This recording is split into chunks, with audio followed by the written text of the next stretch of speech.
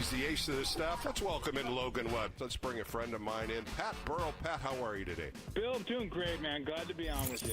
Giants fans, this is Extra Innings with Bill Lasky. Sponsored by Lenardi's Markets of the Bay Area. Quite simply, the best. On your exclusive home of the San Francisco Giants. KNBR 104.5 FM and 680 AM. The sports leader.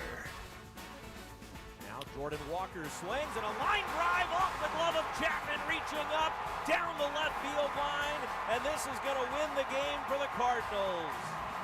Wynn scores, Hampson right behind him, scores easily, and St. Louis with 3 in the bottom of the ninth has stunned the Giants.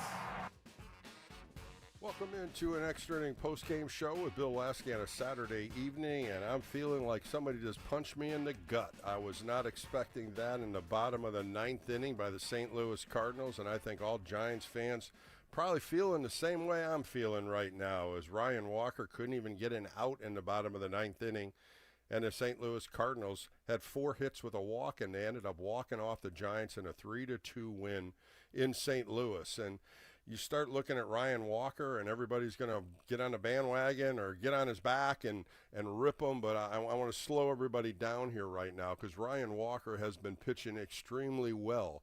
He's had 17 appearances since July 21st, and he's only given up 2 earned runs in those 17 appearances. 1 in July and 1 in August. And we start looking at more numbers. His last 10 appearances, no runs. Yeah, he gave it up today, no question. He only gave up 1 game all the way back in May against the Angels, where he gave up 3 runs, very similar to this game. But he has been stellar, and that's why Bob Melvin kept him in as the stopper tonight and the closer, and it just did not work for the San Francisco Giants, and a lot of streaks were broken today. 5 wins in a row for one. This road trip was going so well for the San Francisco Giants. They were 4-0 on the road trip. They took 3 from Colorado. They took last night's game from St. Louis, and the home run streak of 18 games with 38 home runs. No home runs today for the San Francisco Giants, but there was some good in this game. Justin Verlander, another Pearl game, he threw very well, going 6 innings, only giving up 3 hits, no walks, 6 strikeouts, 3 by fastballs, 3 by sweepers, and he just continued to get outs, and he threw very well today. 88 pitches, 65 for strikes, and we were wondering if after the 121 pitch outing he had against Baltimore, but he had an extra day and it helped him. The fastball was still at 95, 96. The sweeper was in the mid-80s. The slider was sharp at 87. The curveball was in the 70s. And the changeups, he only threw 9 of them, but they were in the low 80s. And all these pitch counts were perfect in what he wanted to throw out there in his arsenal today. The speeds, the velocity, the spin rates were all there. In the 88 pitches, 35 for fastballs, 12 for sweepers, 18 sliders, 14 curveballs, 9 changeups. And when you start dividing this pie up, that's exactly the kind of game that Justin Verlander wanted to throw against a young team from the St. Louis Cardinals. And he was on fire. He gave up base hit to Nootbaar in the first inning. And after that, he was on fire until about the 4th inning, when he finally got tired of all his Giants hitters getting hit, and he drilled Wynn in the 4th inning with 2 outs, and that's the proper way of doing it. He hit him right in the back butt, and it was a message by saying, hey, our guys are getting tired of getting hit. This was a message from me to you, and that's the proper way of doing it. We don't teach that in baseball anymore. This is at a professional level. So please, college, high school, this isn't how you protect your players. You get people out. But this was a professional move by Justin Verlander, and it was done properly. The other one was, again, a couple nice plays in the outfield and infield by the Giants. It kept the Giants in order. They had a 2-0 lead after 4 innings as they scored 2 in the top of the first by Smith with a base hit, Chapman with a base hit. Runner went to third. Schmidt got a sac fly and a double by Drew Gilbert. And that was all the scoring the Giants could do today. They couldn't muster anything against Polente. He threw 6 innings, giving up only 2 earned runs. Lee and O'Brien came in and shut him out. So now the Giants have to pull one out tomorrow. They had an opportunity to jump in one more game against the New York Mets, as the Reds did win that game 6-3 in Cincinnati. So they do still stay 4 back. An opportunity that was blown, and that's one things we have to look at. The Giants can't win every game, but boy, they had an opportunity today to get that 6th win in a row, and it didn't happen. Ryan Walker did not come through in the bottom of the 9th, and the St. Louis Cardinals fought back in this game, and they scored 3 in the bottom of the 9th to win it. So we'll find out how they bounce back tomorrow. Kai Tang is going to get the start. It's an early game. First pitch is going to be at 11:15 here, California time. Kai Tang 2-3 with a 7.2 earned run average, going against Sonny Gray 12-8 with a 4.4 earned run average. But you got to look at what Kai Tang has done recently in Colorado through a nice game there, 5 1/3, only giving up 2 earned runs. Against San Diego, he went 3 1/3, gave up 2 earned runs. The key here is to keep the Cardinals down. Do not get crooked numbers on a day game in St. Louis. So the Giants are now 4-1 on a road trip, and they have to rebound tomorrow to come home, as they have Arizona for 3 and the Dodgers for 3, and we'll find out. This is the stuff that a gut punch happens. The boys in the clubhouse are not happy, and that's one thing that's when you want to turn over the motivation, turn it over. It was going very well for them, and these are the times where you got to tie your spikes a little tighter, and you got to go back at it tomorrow. And I'm glad it's a day game, so they don't sleep long and they don't think about it. They get right back out there and try to see what the kind of damage they can do on Sonny Gray. So the Giants lose today 3-2. They're now 72-70. One more game on this road trip, and then come home to Oracle Park for 6 games. I'm Bill Lasky. This is the Extra Inning Postgame Show. 415-808 KNBR, 415-808-5627. Let's get the phone lines going. Let's talk about this game and what you thought about what some of the things that happened in this game, as well as this road trip, because the Giants are playing great on this road trip. They're 4-1. We'll be right back on the Sports Leader.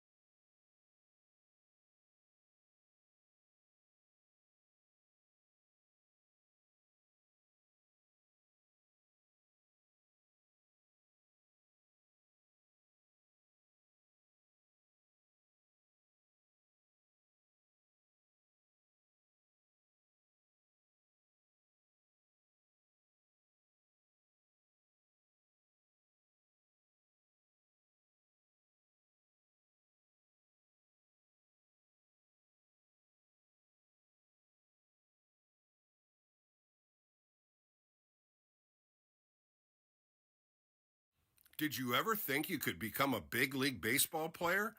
Well, now you can. Come to Big League Coaching Fantasy Camp.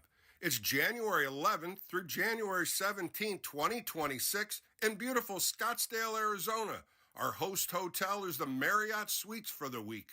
Come play with the great coaches, Joe Youngblood, Shooty Babbitt, Tim Flannery, Scott Gereltz, Mark Davis. Go to bigleaguecoaching.org and sign up today. Become a big leaguer.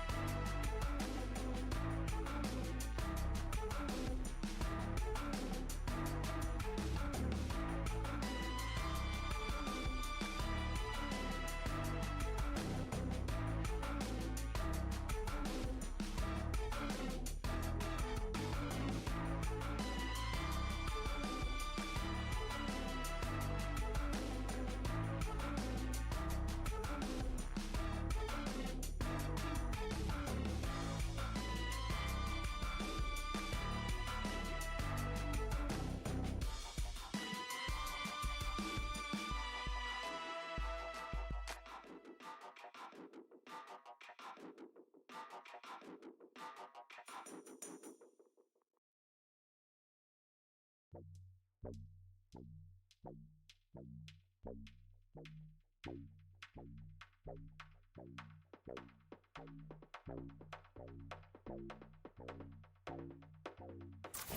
the mound to the mic, this is KNBR Extra Innings with Bill Lasky. Sponsored by Lenardi's Markets of the Bay Area. Quite simply, the best. Hear him by saying to your smart speaker, play KNBR. Another 3-2 pitch. Here it is. And it is strike three called. Another fastball. 94, belled high. And that's a historic strikeout for Justin Verlander. It's his 5th tonight, which moves him into 8th place all-time baseball history. He's just passed the Hall of Famer Gaylord Perry. Back on the extra inning post-game show on a Saturday, Giants lose a tough one in St. Louis as the Cardinals score 3 in the bottom of the ninth to pull out the win, 3-2 on a walk-off base hit by Jordan Walker after Ryan Walker couldn't get anybody out that inning. Gave up a couple base hits, a walk, and then a base hit and a base hit. So, when you're looking at all these base hits, 4 base hits and a walk, 3 runs scored, and the Giants lose a tough one, breaking their 5-win streak as well as their home run streak as they were limited in damage and with the home run ball today. 2 hits by Jung-Hoo Lee, 2 hits by Dominic Smith, 2 hits by Matt Chapman, and 1 double by Drew Gilbert. That was about it the Giants could muster tonight as they were averaging 6, 7, 8 runs every game. And today they only had 2, but they had an opportunity in the bottom of the ninth to shut them down. It just wasn't that kind of game today. So the Giants lose 20 games left in the San Francisco Giants 2025 season. They're 72-70, one more on the road trip against St. Louis tomorrow. First pitch right here at 11:15 a.m. All right, let's get to the phone lines. Let's go to Raj. He's in Palo Alto. Raj, tough game today. Giants are still in a good spot. Absolutely, Bill. How are you doing today? Leaving aside that 9th inning, Ryan Walker's 9th inning. How are you doing? I thought it was another good game. They just couldn't get anything going on the offensive side. The ball, when Matt Chapman on the wild pitch, the bounce off the brick that caught him at home plate, those are the plays that you end up going, uh-oh, that might hurt him, and it ended up hurting him with a run there. A couple of things happened in this game where they just didn't come up with a hit, and this happens. But with the 5-game win streak and the way they're playing, bumps in the road, and this is one hurdle they have to get over and get after it tomorrow. The funny thing, Bill, a month ago, a game like this, I'm hanging my head. I'm looking at them, the ball players, and they're looking at the dirt. They're scratching the dirt with their toes. Yep. And I'm not feeling that way today. Yeah, we lost. Wouldn't it have been great to have won, shutout, all that kind of stuff. But for me, this is all about confidence, and that's what I want to talk to you about. Good point. Today. That's a good point, Raj. It's like how do ball players, find that confidence? How do they get in the zone? Arthur Ashe, I'm going to a different sport here, obviously, but he talked about how people lose, ball players, athletes lose confidence. The momentary lapses of confidence often prove disastrous. A few falling pebbles, build into an avalanche. It's important stuff. Those are great. I was a big Arthur Ashe fan too, so I know some of the things he said, and confidence is so important. Focus is another thing, and trying to get negative thoughts out of your head, trying to change your thought pattern from one pitch to the next, from one at bat to another. But you're absolutely right. This is where the grit comes into it. This is where you get in the clubhouse, you're upset, you should have won that game, things just didn't go your way, but it's how you wake up tomorrow and focus to come back in. And if you remember last Saturday, Baltimore came in and whipped them 11-1. And Trevor Rogers was spotless. They couldn't do anything. And on my show last Saturday, I said, we're going to find out tomorrow if the Giants can come back. And they came back, and they were focused.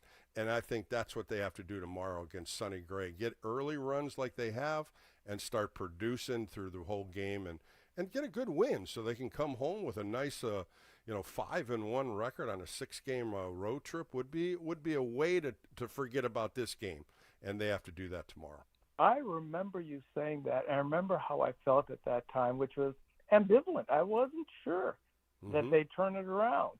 I'm not feeling that ambivalence today. I mean, Arthur Ashe's memoir, that's what I was quoting from. Sure. It's called Days of Grace. He wrote it, with the professor here at Stanford, Arnold Rampersad. And I think the Giants are in their days of grace right now. They're in the zone. Would you mind if I read a little poem that I write? Fire away, Raj. You're the first caller, and I'm all ears. Oh, thank you.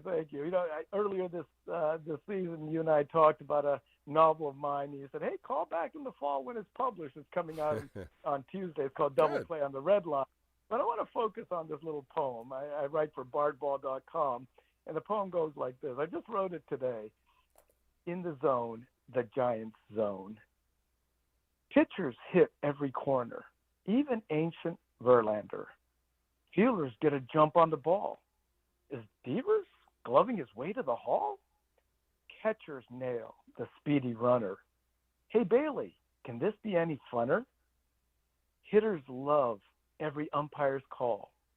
Will Adames hit into classic fall? Yes, I'm playing with Fall's Classic here and hoping we make it to the World Series. With Captain Yaz traded away, sniff, sniff, we all loved Yaz, Chapman leads by example, playing what if. Managers tell players they're in the zone of Giants. Melvin's hum babies are a winning alliance. Yeah, that's a little homage to Roger Craig. Very good. That was very good. I'm feeling good. I'm actually feeling. Who likes to lose? Nobody. Nobody likes to lose. That's why I said it was kind of a gut punch, because I wasn't thinking that way. I'm thinking Ryan Walker coming in and doing what he did. That's why when I looked at over his numbers, Raj, he has been pitching outstanding. 1 run in the month of August, 1 run in the month of July, maybe a couple earlier in July. But the last 17 appearances, 2 earned runs. Things do happen. Players can't always hit a home run. Pitchers can't always get outs. But it's these games right here, Raj, and you just talked about it, get magnified. And that's the tough part that Ryan Walker's got to sit in his hotel room tonight and think about. And those are the tough and trying times. The best thing he can do is Bob Melvin gets him back out there and gets a save tomorrow, and then he forgets about it, because you can't linger on losses. You can't linger on negatives. You just talked about it. You got to stay focused, and you got to stay confident. And I'm going to read one little quote, and then I'll certainly turn over the phone to other callers. But this is from Arthur Ashe again. One simply must not despair, even for a moment.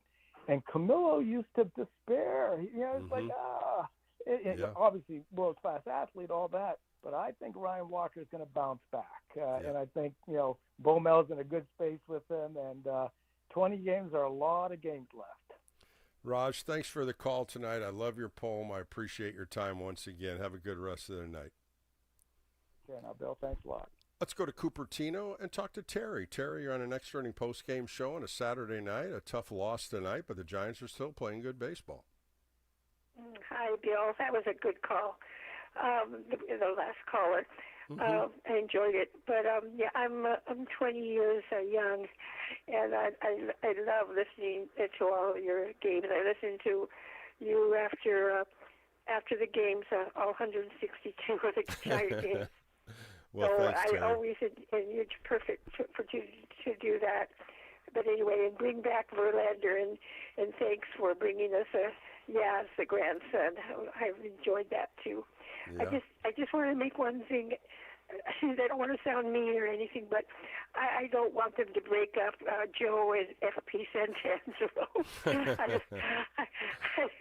I'm sorry. I don't want to sound, a spoil sport or whatever, but keep Joe and FP together.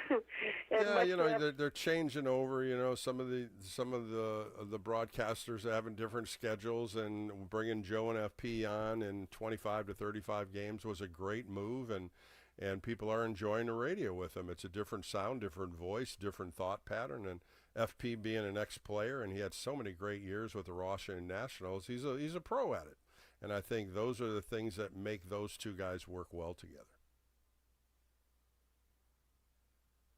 Are you still there, Terry?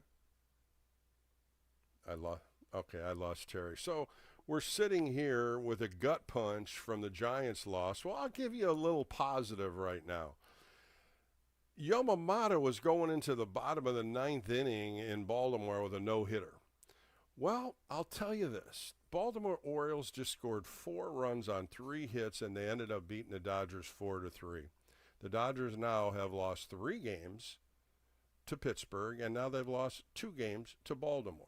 So when you think about turning the leaf, think about that one, because down in Dodger Town, I'm sure they're not real happy with that. So let's change their momentum here. Let's see if they can win tomorrow and have a good road trip. But I love seeing when the Dodger Blue lose. All right, let's go to Mark in San Lorenzo. Mark, you're on Extra Inning Postgame Show. How are you tonight? Bill, it's always a pleasure to talk to you, and I feel what you feel, but we got to look at the positive side. We've been talking all season since spring training, and today's just one of those setbacks that happens, right? We're not perfect. The Giants, I believe, had to hit a home run in 18 consecutive games until today, sir. unless they, yeah. And the pitching, I mean, we lost Randy Rodriguez. That is a tremendous blow. That he was going to be their closer with Ryan Walker. They were going to probably go 1-2, and it would have been a beautiful closing unit. Well, Walker probably, when Randy was doing this, Walker was the 8th inning guy, and now it's Bucco, and Bucco probably would have been the 6th or 7th guy. So it really did bump everybody into different positions in the bullpen. But the numbers on Ryan Walker, I went back between breaks, 17 and 2/3 innings, and only giving up 2 earned runs. These things happen. You just said it, Mark, and it's just magnified so hard because we're all looking at that game-to-game. Got to win. The Mets lost. We got to go. We win this. We're 3 back. These are the things that magnify those losses. These are the things that are gut punches. And it's not with all Giants fans. It's that clubhouse, too. That clubhouse is upset that they only scored 2 runs today. I guarantee they're blaming themselves for that. But it's how they turn it around. Just like Raj and I were talking about, it's the confidence factor. It's the get up and go tomorrow because it's a morning game here, afternoon game there. They have to get back at it tomorrow, and their bats got to wake up because their bats were kind of tired today. I felt their swings weren't as sharp as they were. But, Bill, this pitcher that they went against had a horrible record in the month of August. I was listening to the stats at the beginning of the game. I believe out of his 16 starts, they had lost, I don't know, like 15 of those starts. I mean, it was let me crazy, tell you something. I got the number August, right here. He was horrible. Yeah, Mark, I got the number. In his last 12 starts, they were 1-10. 1-10. And he was getting lit up pretty well. He had over 20 home runs given up.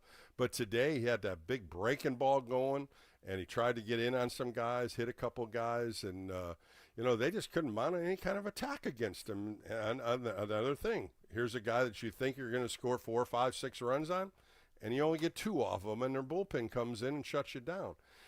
It just wasn't a Giants night today. That's all we can say. We got to turn the page and go into tomorrow and hope that they can get after Sonny Gray tomorrow, because Sonny Gray is a pretty good pitcher. We all know that.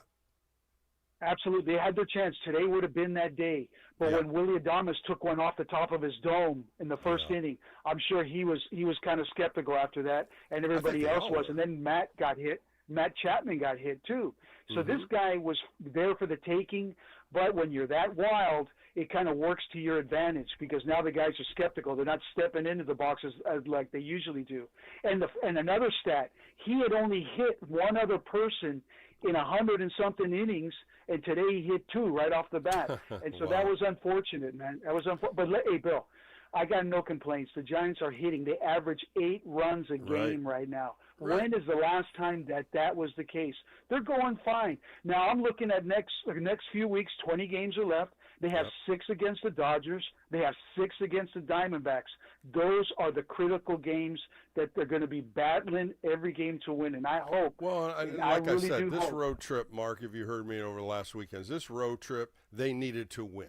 And they'll come home with a winning record. Tomorrow, to get the win, to go 5-1 in this road trip would be sensational. It would. It didn't matter if you're playing Colorado or St. Louis. You win. You win the game tomorrow. You're 5-1. Now you got to come and you got to go through the hurdles.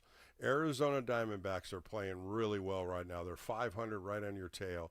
The Dodgers are not playing well, but you know what the Dodgers are going to bring next weekend. So it's those 6 games right there. And then you got to go to their ballparks, and you got to go to Arizona and play 3. But you were wrong here, Mark. They got to go to L.A. and play 4. So that's what you're going to see here in the next 13 games. So it's going to be a tough road, but are they going to chip away? This is the way you're going to chip away, and that's why this loss will be magnified when you start looking back. And the Giants are a good road team now, Bill. I prefer them on the road than at home. They score more runs on the road than at home. So going into L.A., warm weather, perfect for these guys. Yeah, they're 37. Yeah, Mark, they're 37 and 36 on the road, 35 and 34 at home. So they're probably about 500 on both sides, but they do score more runs on the road, as you say. And you know that. They hit more home runs. So let's see if they bounce back tomorrow, Mark. But I think we're both on the same page. You know what? It happened tonight. Forget about it. Get back on it tomorrow and see if you can come home with a 5-1 record, which would be outstanding. Thanks for your call, Mark. I appreciate it. All right, we're going to take a quick break on the Extra Inning Post-Game Show. Come back with more callers. Got a great show lined up later on. I talked to Oscar Bernard. He's a hitting coach along with Damon Miner and Pat Burrell. We talked about some of the Latin players because that's who he works with, and some of the swing pass of Devers and Adames and Matos and Ramos. So a great little interview. I caught up with him Friday midday. And then I sat down with a buddy of mine who was my teammate, Joe Patini. You might remember him in the early 80s, a middle infielder. Played with him a couple years, but after he ended up playing with the Giants for 4 years, ended up going to the Cardinals. He was a bench coach for Tony La Russa for 10 years, and they won 2 World Series when he was with that team. And we talk a lot about some of the trials and tribulations. He was a coach, a manager, then he became a bench coach. But 2 good interviews later in the show. So I'm Bill Lasky. This is the Extra Inning Post-Game Show. Don't go anywhere. 415-808-KNBR if you want to give me a phone call, and we'll talk more Giants baseball coming up next right here on the Sports Leader.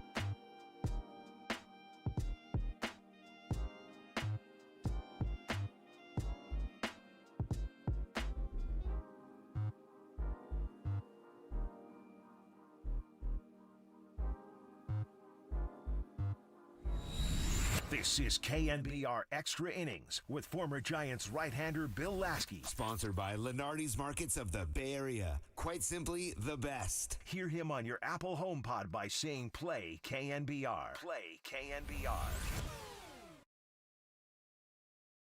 First pitch to Gilbert, line drive, left field, slicing away from Nootbaar. It'll fall, a base hit.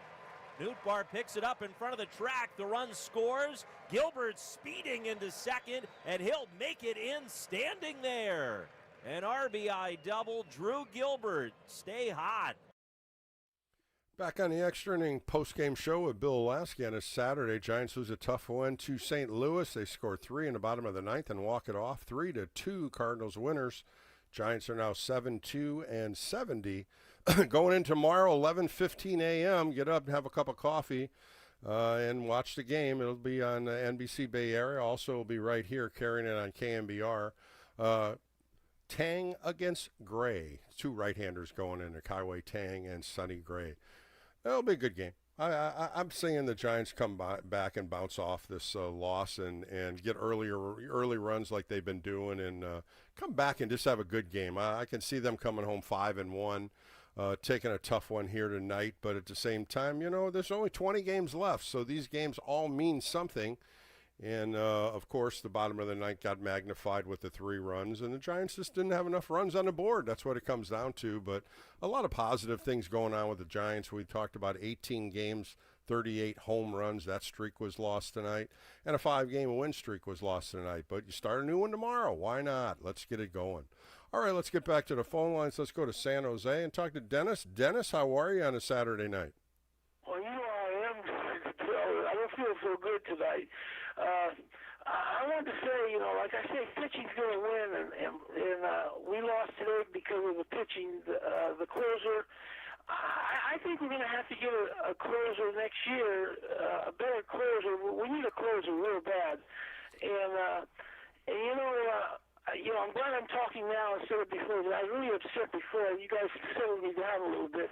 But, I don't think Walker's the ideal closer for us. Well, that's probably the only guy you got down there right now that has some experience. Budo's only been in the big leagues a couple years. Lucchese's not a guy that's going to close. And with Rodriguez going down, Dennis, I think that's the only thing that's liable down there was Ryan Walker.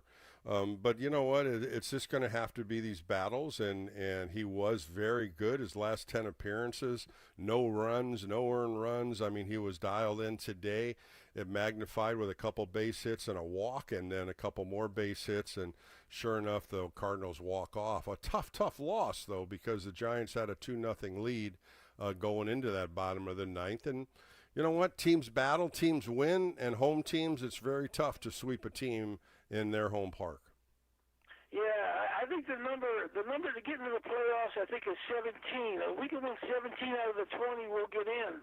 But we're going to play against the Dodgers and Arizona and teams like that. We got to play our best, and I'm hoping Walker can do it. I really am. I'm not knocking him, but I just don't know if he can do it. But I hope he can do it. If he's relying on Walker to be a closer, we're going to have to, do real good that time. Yeah, I agree with you, Dennis, and I think some of the things he did today, overthrowing the slider, it was too much of a break. He couldn't throw it for a strike, and then he was caught with just throwing a sinker, and he got a lot of the sinkers up into the strike zone instead of down by the knees. He couldn't get a ground ball, and that's where the base hits were. The balls were up. The 3-2 pitch, it was to Win. That ball was hit to right field. That ball was up.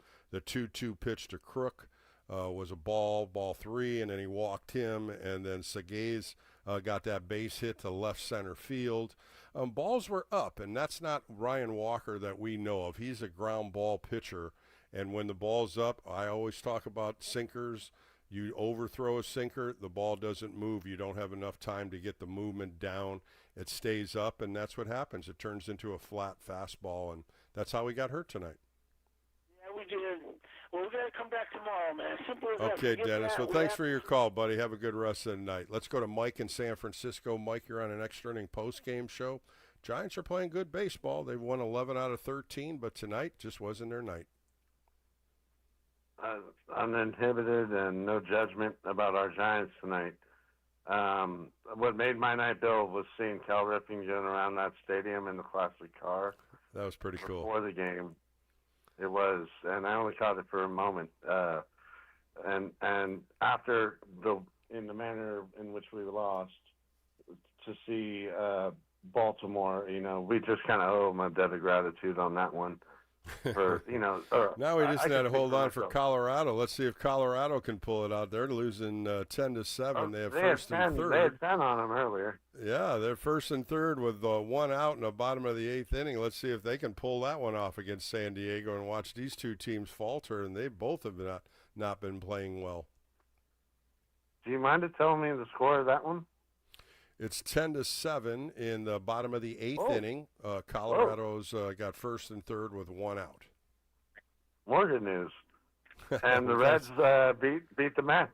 The Reds beat the Mets 6-3. So scoreboard watching and watching each score and seeing how they happen. But that Baltimore game, Yamamoto going in the bottom of the 9th with a no-hitter, and they get pulled out. He gets pulled out, and they end up scoring 4 runs, and they beat him. That is a tough gut punch right there. That is a major sucker punch if you're a Dodger fan or even a Dodger player, because that's now 5 in a row they've lost, and 3 to Pittsburgh and now 2 to Baltimore on Cal Ripken night in Baltimore. So a lot of fans were there to see Cal Ripken on his anniversary tonight, and good win by Baltimore. Thanks, Bill. Have a nice evening. You too, Mike. Appreciate it. Let's go to Sergio. He's in Lathrop. Sergio, you're on an extra inning post-game show with Bill Lasky. How's it going, my friend? It's going good, Bill. A little bummed out that we lost that game, but, it is what it is, man. What are you going to do? Yeah, this happened. You just got to see how they come back out tomorrow. If they come back tomorrow, get a win tomorrow, it's a great road trip, 5-1. You go into 2 teams that, you can't – it's hard to sweep a team at home. And people just don't understand it. Even though the Cardinals have a young team, they went up there and battled all the way to the last out, and that's what Cardinal fans want to see out of their club, just like we want to see the Giants do. And today the Cardinals came up top. Yeah, that's you can't win them all, but this game here, Bill, you can put the blame on me on this one. I texted my best friend when what's the name, our closer came in, and I said, "Hey, are you watching the game?" And he said, "No." Hey, they won 10 out of 11, and they're about to win their 11th game. And as soon as I said that, well, you know what happened, right? So we're blaming you, Sergio. You were the one. Okay, we now know. I'm an idiot. You never mark the scoreboard down until the scoreboard is done, right? Till that final out is. Well, they've been playing good ball, Sergio. You've been watching it daily. They've been playing good, exciting baseball. This is what we were expecting in June, July, and August, and now within the last couple of weeks, it's been fun to watch this team. It's game to game. We fight to watch the game. We cheer them on, and today the offense just couldn't get going today. Yeah, we had a couple of innings with a run of the second and third with 2 outs, and I thought we should have scored at least one in each one, but it didn't happen, unfortunately. I think the pitcher that they saw today was a ground ball pitcher, right? I think Palante. Palante was a lot of ground balls, and even though he had 10 ground ball outs and a sinker with that big hard breaking ball, and that breaking ball, he was getting down in the zone. Punched out Adames in that 3rd inning when you were talking about 2nd and 3rd with 2 outs. 2-2 curveball caught him looking. Those are the kind you're just saying, wow, why didn't you swing? Why didn't you swing? Well, he's probably looking for that sinker because these guys know what these pitchers throw in sequences, and I think sometimes they guess. And when he threw that fastball right down the middle, he threw that sucker hard, so I don't know how fast he throws, but it was like, but you don't know what's let's coming, go on the other side. How about Justin Verlander? He threw a remarkable game again today. So, gosh, another wasn't it a couple of weeks ago that he pitched a heck of a game and they blew the game too, though? Well, that was last Sunday. He threw against Baltimore and shut him out in 5 innings, giving up only 3 hits. That's a game he threw 121 pitches. Oh, yeah. But he threw well. I mean, he threw well. They fouled off like 30-some pitches. Today, they still fouled off 20 pitches. He's in the zone a lot, and that's what I like about him. 16 first-pitch strikes, 22 hitters. 6 ground balls, 6 fly balls, the great catch by Schmidt when he jumped up and caught that ball in the air. Some really good plays behind him. And I mentioned this before, Sergio, and I'm sure you're going to understand this, when he hit Wynn, the hit by pitch when he hit Wynn in the rear end. It was a sign that a pitcher had to do to protect your team. That's what we did back in the 80s and 90s. And Justin Verlander, being that old style pitcher, is going to protect his teammates because Adames got hit in the helmet, Chapman got hit in the arm. A lot of guys have been getting hit way too much, and he took it upon himself with 2 outs, and he had a nice flow going, and he drilled win, and that was a point of interest. And you don't teach it in high school, you don't teach it in college, but at the professional ranks with a veteran pitcher like Verlander, he did the right thing. He did it in a professional manner. I agree with you. But what brings me to Verlander, that was the reason for my call, Bill. Mm-hmm. Now that things are falling into place, finally, right? Remember I said to you a couple of months ago, give Posey some time to put this team together. And now things are falling into, in a good pattern. Hopefully it continues until next season. So my question to you is, if this continues, I pray that it does. Do you think they should keep Verlander or just let him go? I don't know. That's a big question. He has been pitching. He's 42 years old. The contract for 1 year is $15 million. That's a steep price. He has been consistent. Has he done as best as you think he can? Sure. If they scored him runs, his record would be a lot better than what it is at 3-10. But the point is what's next? You have another young pitcher coming up. Is Birdsong ready? Landon Roop's going to be back. You got Carson Wisenhunt. Now you got Carson Seymour. So are you going to move on with some younger pitchers in the rotation? Or do you gamble and bring Justin Verlander back for another year? But that price is still going to be high. I think you got to look at what free agents are going to be out there on the pitching market and see if there's somebody else that could be a little inexpensive, a little bit, and maybe you can sign them for 1 or 2 years. I still think another veteran pitcher in the rotation would help Webb and Ray, and then you'd have Roop and another guy in the 4 or 5 spot. But I'm guessing, it's my opinion, Sergio. I don't know anything that's going on in front office. Those are my thoughts moving forward. Let me ask you, would you bring him back?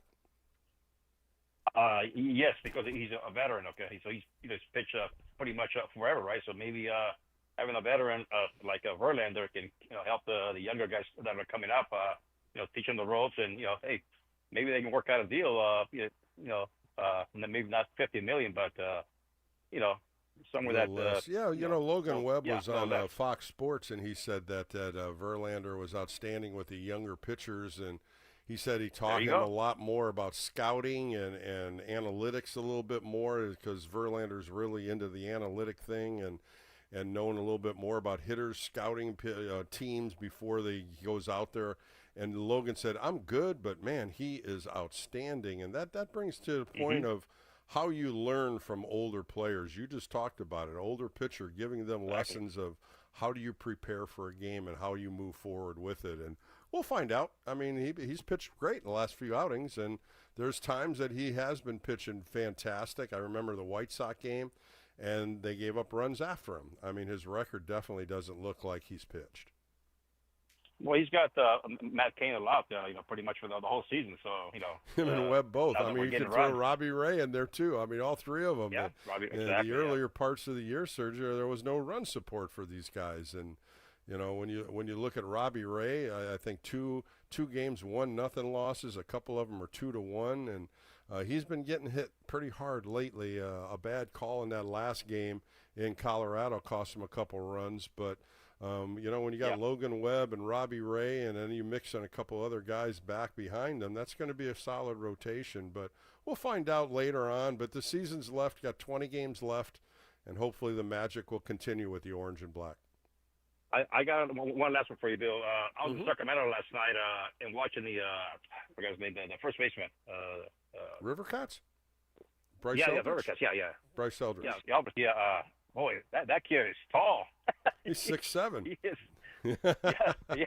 I go, he covers the plate. I was like in the second row, and I go, wow, this guy's a freaking giraffe, man. He is tall. Yeah, he's a big dude. I've met him I met him a couple of times, and I'm 6'5", and I'm looking up to him, and I'm like, holy cow, and he's only 20 years old. So it's a good thing to have him in AAA, and I think it's a wise move to keep him there to finish out the season. And then judge him coming into spring training, and by that time you'll have more of a puzzle to peace out and see what you want to do over the winter. But hey, I'm crossing my fingers. I'm hoping to hell the Giants put some magic on this Diamondback and Dodger series when they come home and getting this race a little closer. But Sergio, always a pleasure talking to you, my friend. You take care of yourself. Thank you. You too. All right, let's go to Berkeley and talk to Andrea. Andrea, on a Saturday night, how are you? Good. I like when you use the word magic, and I like what your caller before me said. I saw that interview with Logan Webb, and he really did allude to Justin Verlander being a really good coach and helping the younger players out. And he pitched good tonight, Andrea. He pitched another good game tonight. Right. He really did. He deserved the win. I mean, over 6 innings and no runs. And here's an interesting stat. In 20 of 25 Verlander starts, the Giants have scored 3 runs or less. So the Matt Cain of the 2025 season, right? Him and Logan Webb and Robbie Ray, throw them all in there. Oh, yeah, what was that? Got Cain, they used to say that. Yeah, they call him Matt Cain. Yeah. Yeah, Matt right. Cain had many games like that. Yeah, I mean, it is what it is. It's just that, it just gets a little frustrating with that, 9th inning and, Ryan Walker giving the hit up to another Walker, which was interesting. Jordan Walker, who was like 0 for 25 coming up to the plate. Right? I'm exaggerating the number, but they had talked about it, and he didn't do anything yesterday, and today he didn't do anything before that hit. Ground ball to each part, second, short, and third, and the ball was up on Ryan Walker. That's what I was talking about, Andrea, and anytime a sinker baller overthrows the pitch, it stays up. And that's what happened today with Ryan Walker. When the pitching coach went out there to talk to him, Martinez talked to him, you read his lips, and Ryan Walker says, I'm okay, let's get this done, and I'm like, okay, relax, you got to relax now, because he had bases loaded, nobody out, and he threw the ball up, and another base hit, and another base hit after that, and the game was over. But sometimes you get too hyped up as a closer. Sometimes your adrenaline can't slow you down. Sometimes you overthrow thinking that's the answer, and today that all happened to Ryan Walker in the bottom of the 9th. Yeah, no, good point. I looked him up. He's November 28th, 1995, so 29-30, having his Saturn return of endings and new beginnings. So it'll be interesting to see. We'll see how it happens. Well, Andrea, let's hope for that Sunday fun day tomorrow. Yes. All right, I'm all for those. We had a good one last Sunday, and let's keep up these Sunday fun days and see if the Giants can come home with a nice 5-1 record. And we'll cross our fingers to see if this Giants offense can break out and score 6, 7, or 8 runs. It'd be nice again. But, Andre, have a great rest of Saturday night. It's always a pleasure talking to you. All right, coming up next, I sat down with Oscar Bernard on Friday afternoon. We talked hitting. We talked about how this team has changed their approach and different things of that magnitude. So Oscar Bernard and I talk about the Giants hitting coming up next right here on the Extra Inning Postgame Show.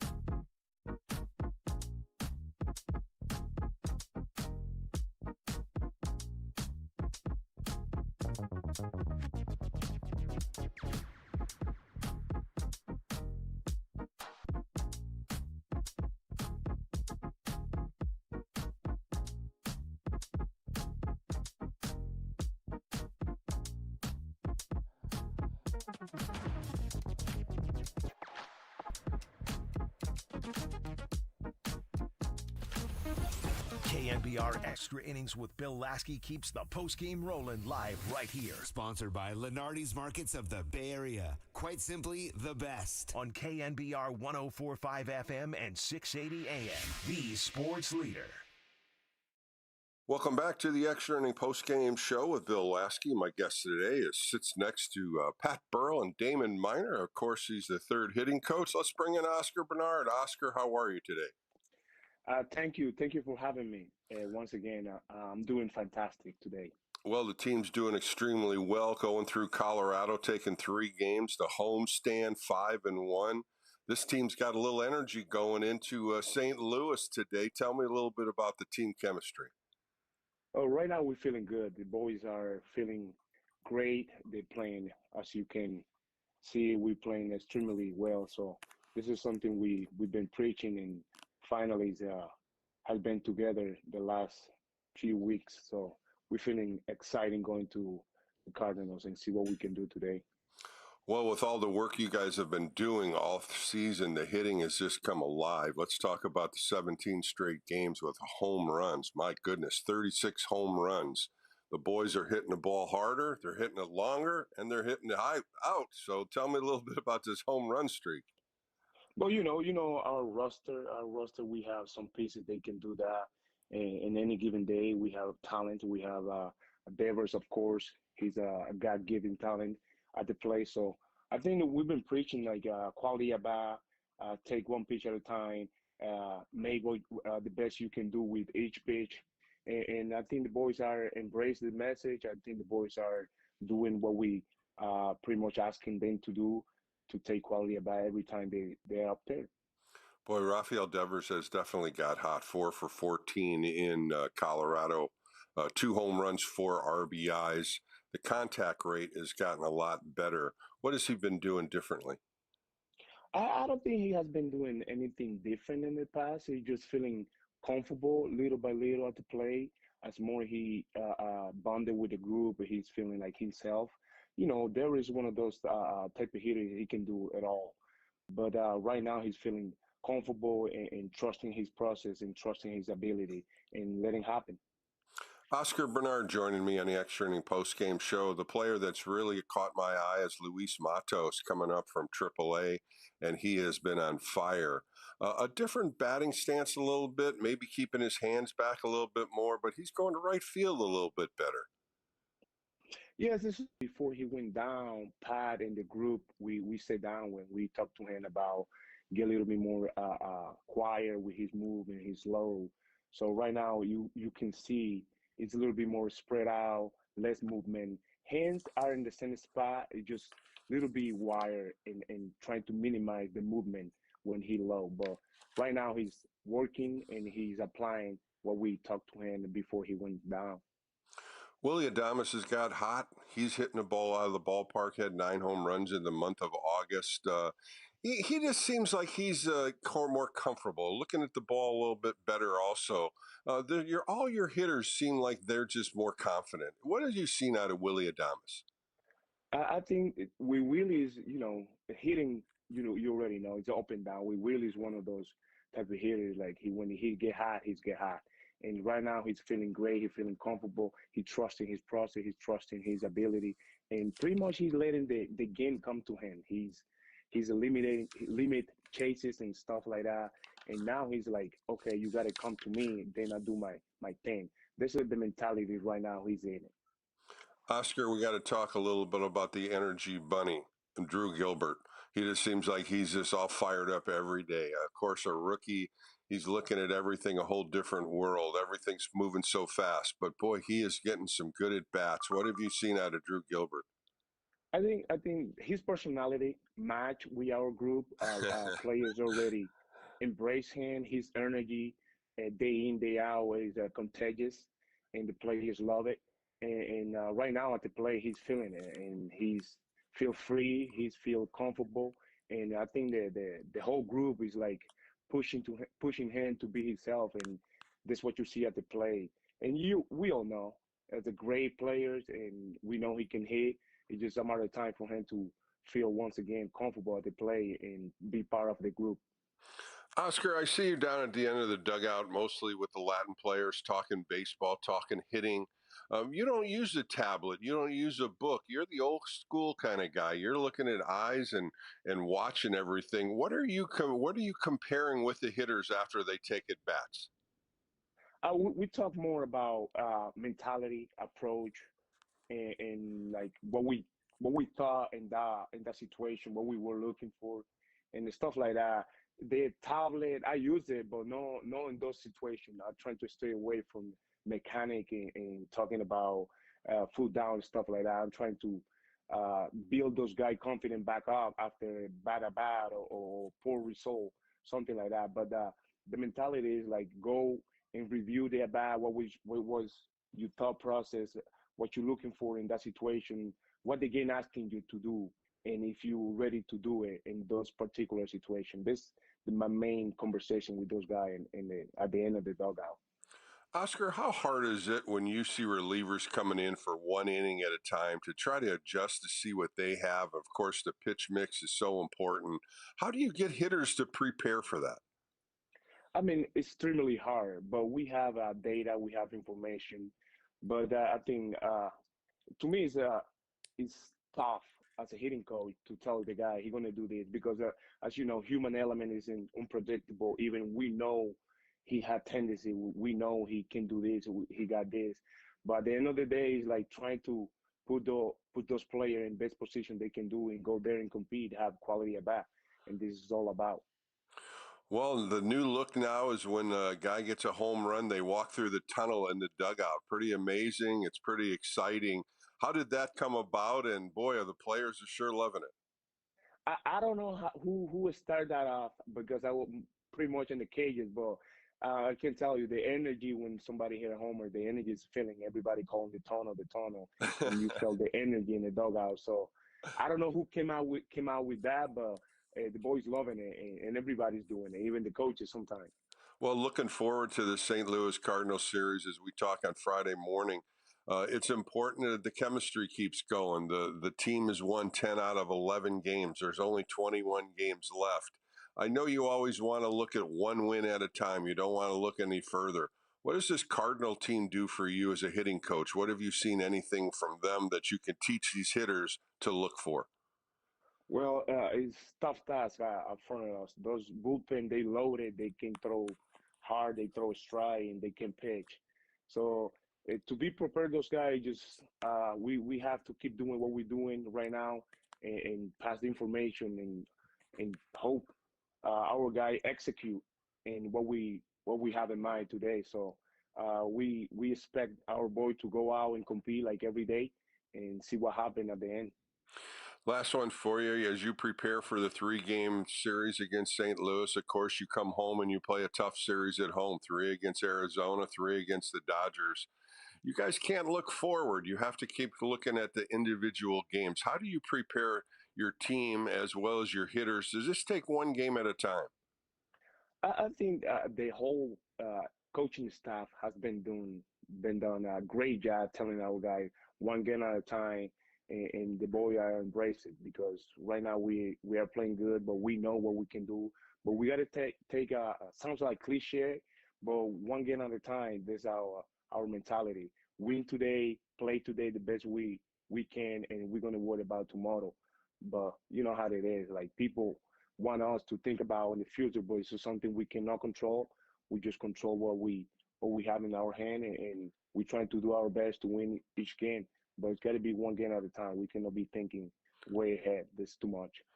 Well, a good series coming up for you, Oscar. I appreciate your time today, and let's see if you can roll through the Cardinals and continue this winning streak.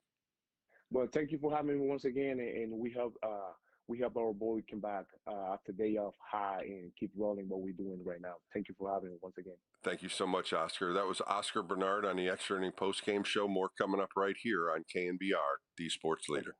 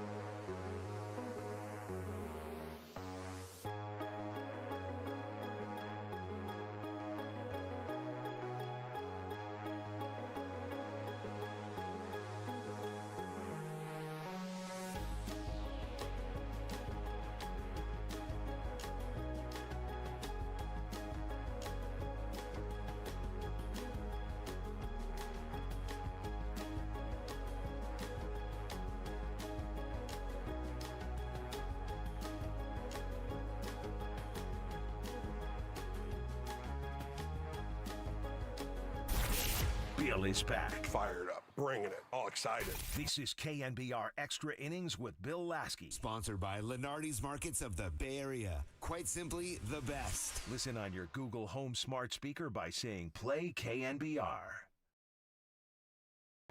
Lars Nootbaar. There go the runners. First pitch is high. Bailey's throw to third, and they got him.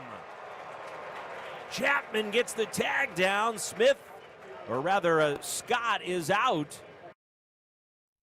All right, back on the Extra Inning post-game show on a Saturday evening. Hope you enjoyed Oscar Bernard and the conversation we had about the hitting. And I think hitting is contagious, and we just got to get back on it tomorrow as the Giants lose a tough one today in St. Louis, 3-2, 3 runs, 7 hits, 1 error for the Cardinals, 2 runs, 7 hits, and 1 error for the Giants. Justin Verlander threw a hell of a game today, 6 innings, 3 hits, no earned runs, no walks, 6 strikeouts, 88 pitches, 65 for strikes. He was on, and the complement of pitches that he threw, 35 fastballs, 12 sweepers, 18 sliders, 14 curveballs, 9 changeups, just an array of pitches, and Patrick Bailey and Verlander just had it going on today, just really pitched well. Coming in after that was Joey Lucchesi. He went an inning and 2/3, giving up a walk and a strikeout. And Jose Budo came in, and he was 3-0 on the hitter, and he swung and hit a ground ball to first base on a great play by Devers. The throw to Budo covering first base was behind him. He ended up catching it, and Budo ended up touching first base for a nice play to get out of the 8th inning. But Ryan Walker came in, had a unproductive 9th inning. He gave up 4 hits, a hit by pitch, and ended up losing the game for the San Francisco Giants as St. Louis scored 3 runs in the bottom of the 9th. Tomorrow, 11:15, right here on KNBR, Kai Tang's going to get a start for the San Francisco Giants. He's 2-3 with a 7.2 earned run average. Don't look at the earned run average. His last 2 outings, he's pitched well. In Colorado, he went 5 1/3 innings, only giving up 2 earned runs, no walks, 8 strikeouts. And in San Diego, he went 3 1/3, 2 earned runs, and 4 strikeouts. So we'll see if he can come out there and put some zeros on the board against Sonny Gray, who's going to be a tough opponent. Sonny Gray, 35 years old, going in his 29th start, 158 1/3 innings, 162 hits, 31 walks. He's going to throw the strikes. He's got 173 strikeouts, so he's going to come with the arsenal tomorrow. He's also given up 23 home runs. He's 12-8 with a 4.43 earned run average for the Cardinals. His last start, this is where you got to start looking at. His last start against the Athletics, they pounded him pretty well. 6 innings, 10 hits, 7 earned runs as he took a loss in that game. And also in Pittsburgh, he took a loss, and he only gave up 1 earned run in 7 innings. So a tough outing tomorrow. The Giants are going to have to rebound with some offense tomorrow, get some double digits like they did earlier, and see if they can come home with a 5-1 record off a 6-game road trip. They got a tough schedule ahead. We all know that. 3 against Arizona. Arizona won today. They are now half a game behind the Giants, and they play the Arizona Diamondbacks for 3 games, and then the Dodgers next weekend. All right, coming up next, a good friend of mine, a teammate of mine, Joe Patini. You might remember him in the early 80s, middle infielder. But after he left the Giants, he went to the Cardinal organization, and he went through the minor leagues as a manager, and he ended up coming up as a bench coach for Tony La Russa. And he won 2 World Series with the Cardinals in 2002 and 2011. A lot of good baseball talk right here. So coming up next, Joe Patini and I talk about what he did in his career and how he managed being a coach for Tony La Russa. That's coming up next on the Extra Inning Postgame Show right here on KNBR, the Sports Leader.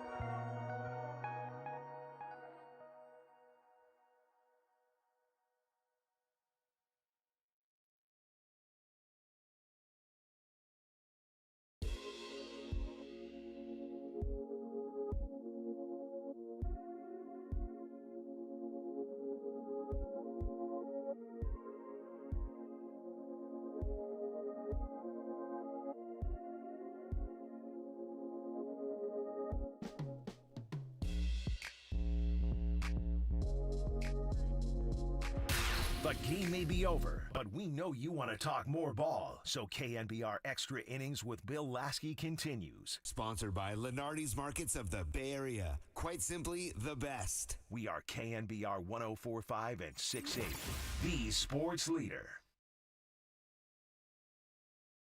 Welcome back to the Extra Inning Postgame Show with Bill Lasky. I'm excited to bring my guest on, a teammate of mine in the early 80s with the San Francisco Giants.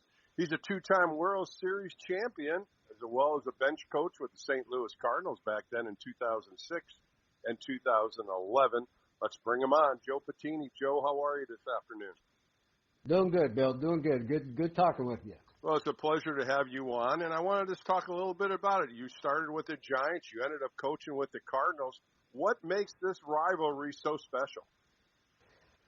I don't know if it might go back to that brawl they had back when Whitey was still there. Historically, both teams are, year in and year out are pretty competitive. They've both been pretty successful over the years. And, you get two teams like that are going at it. It kind of creates a little bit of a rivalry.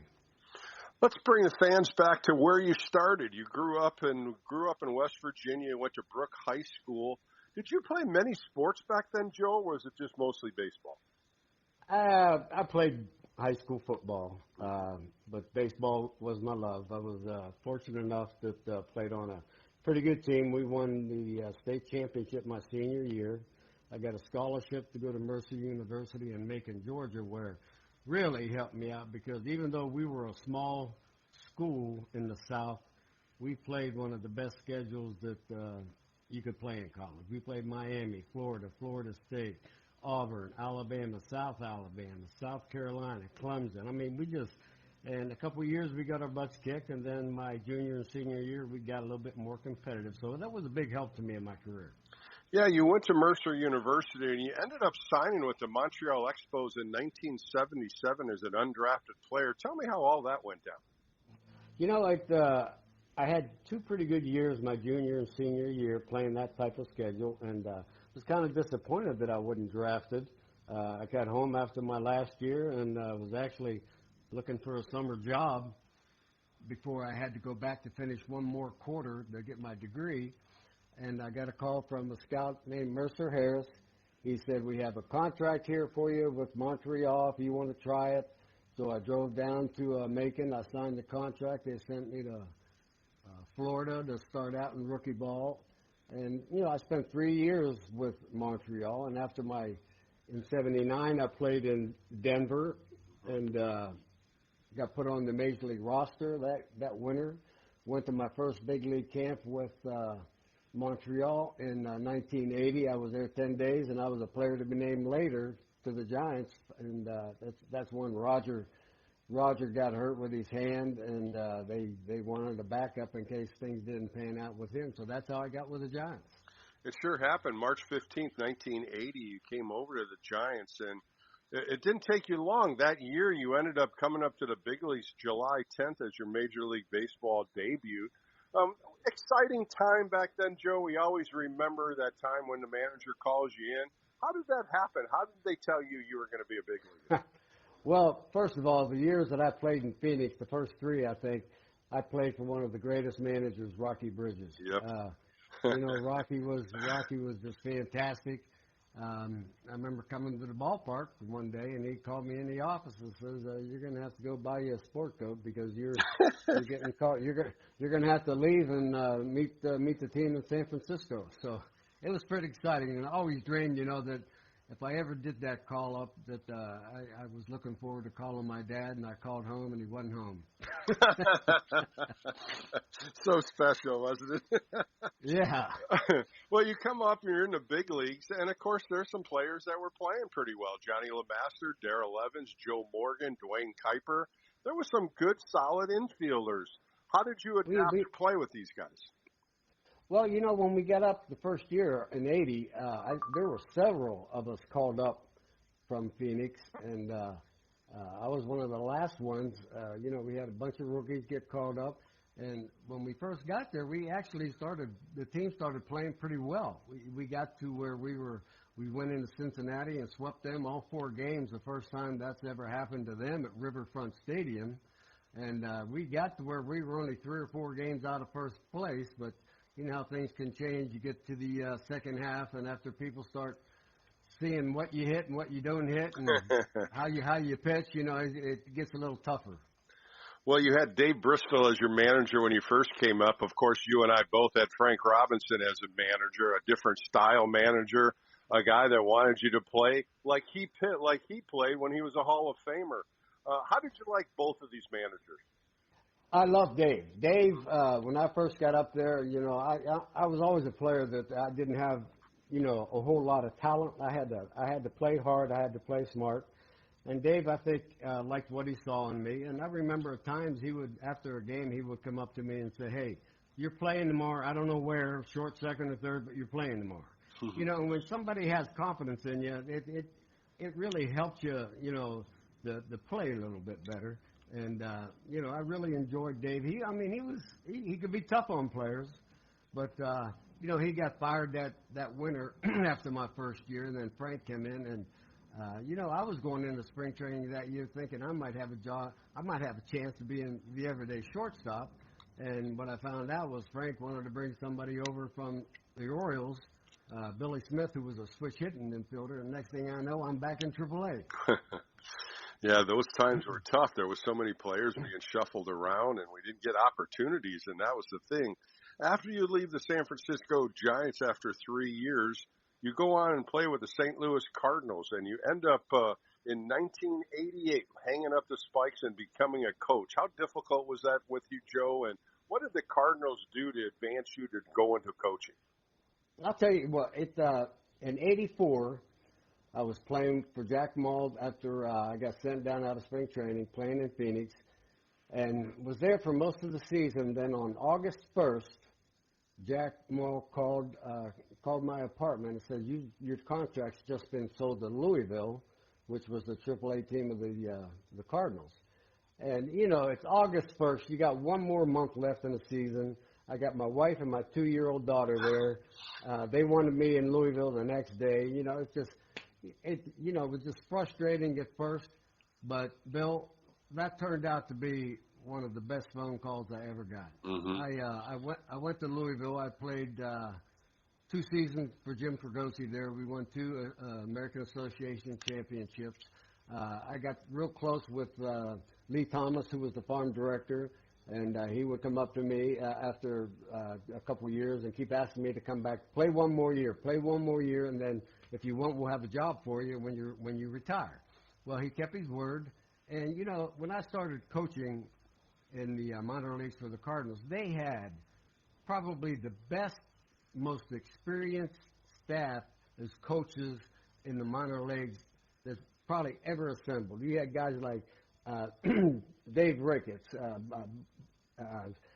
George Kittle, Hub Kittle, a bunch of guys that, as a young coach, they're teaching you how to coach, what their style is with the Cardinals, and it was very helpful.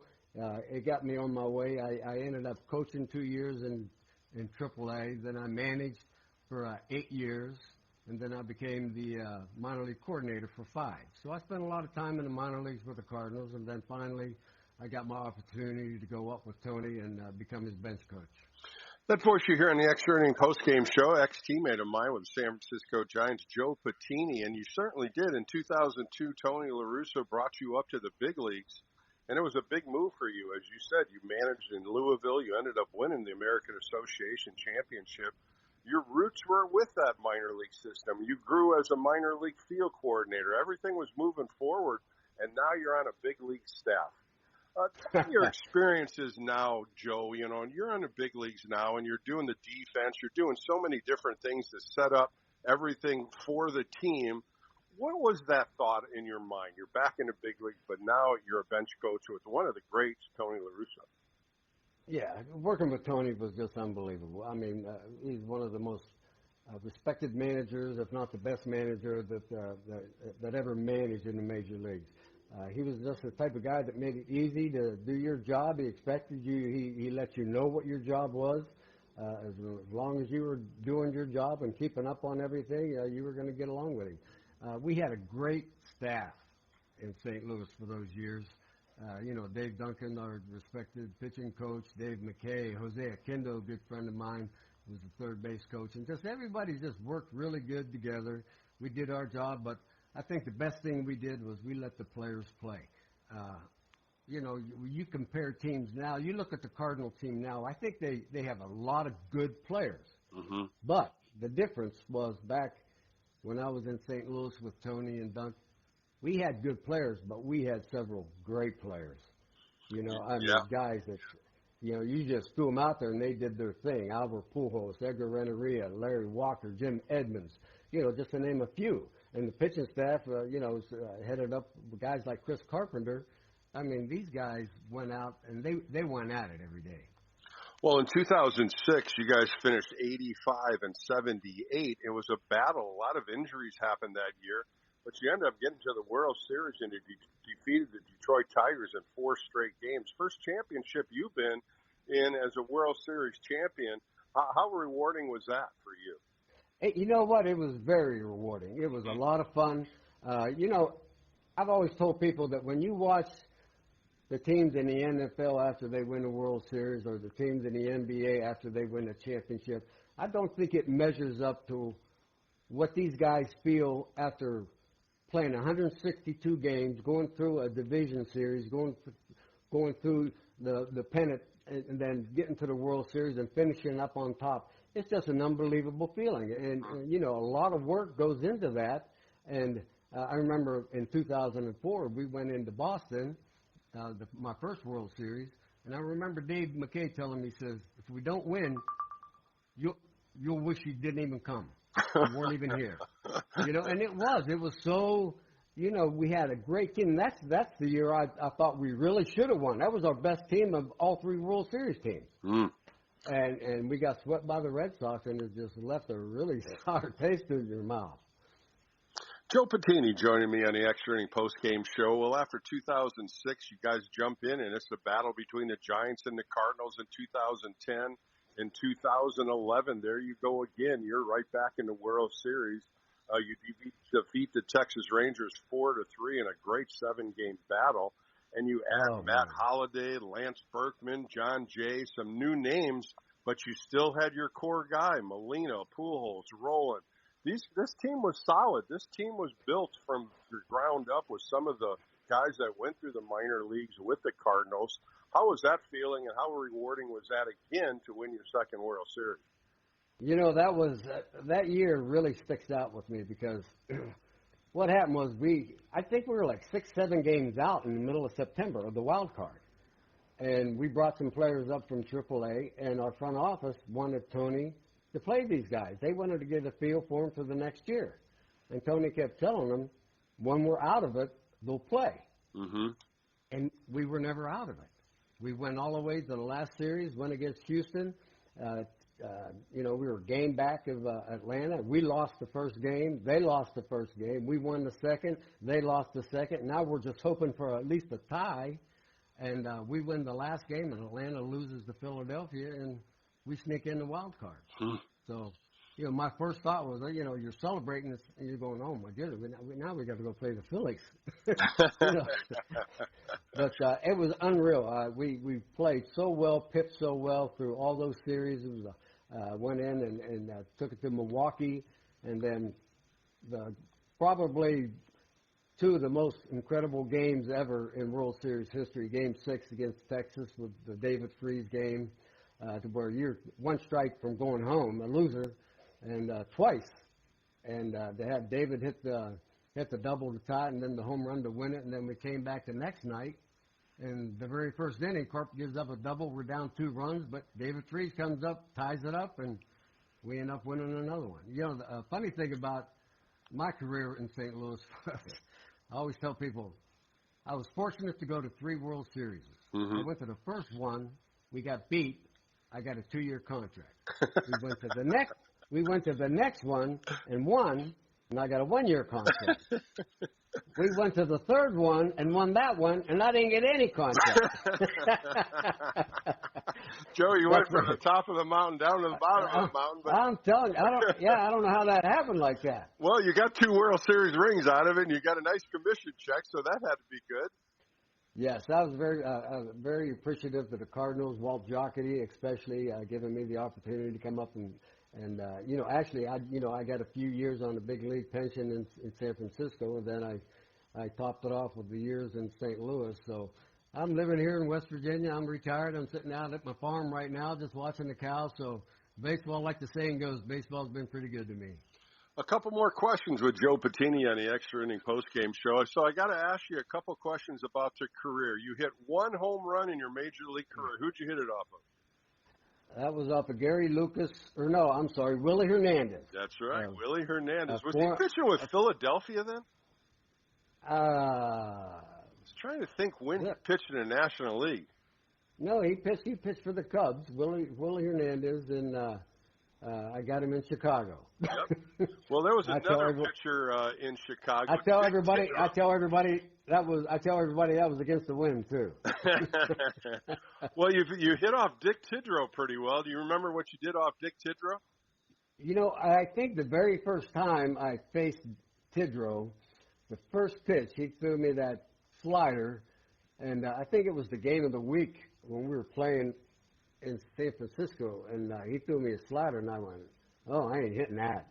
So the next pitch, he threw another slider, and I bunted it down the third base line for a base hit. Well, you did well off him. You went 3 for 3 off Dick Tidrow. The last one you got is Joe Price from the Reds. Any idea how you did against him? I always felt comfortable against left-handers. Uh-huh. I was a little guy. Nobody wanted to get behind. They usually start me off with something that was hittable to get ahead in the count, so they didn't want to walk me. So left-handers I felt comfortable with and actually handled the bat against them pretty well. You did well, 4 for 9, hit 444 off of him. Very good, Joe.